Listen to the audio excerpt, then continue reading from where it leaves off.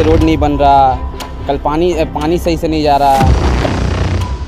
मेरा कहना यही है कि यहाँ जो माहौल है, यहाँ बहुत माहौल मतलब अच्छा नहीं है, सही नहीं है, कोई भी उन्नति नहीं है। बच्चों के लिए पढ़ाई लिखाई का कुछ भी यहाँ पे सही नहीं है, ना ही सही से स्कूल है, ना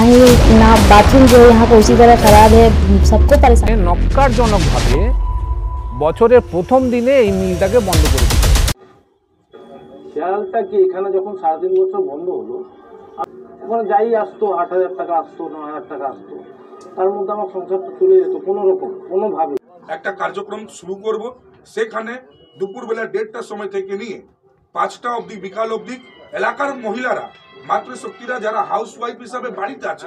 তাদের মতামত কি, তাদের পরামর্শ কি, তাদের কি অসুবিধা, সেটা শোনার জন্য তাদেরকে দিদি নম্বর 1 কার্যক্রমের মাধ্যমে তাদেরকে আমরা সঙ্গে যুক্ত করে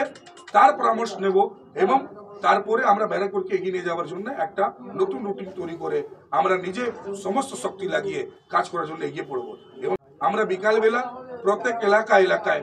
যতগুলো মন্দির আছে, যতগুলো ধার্মিক প্রতিষ্ঠান আছে, সেখানে আমরা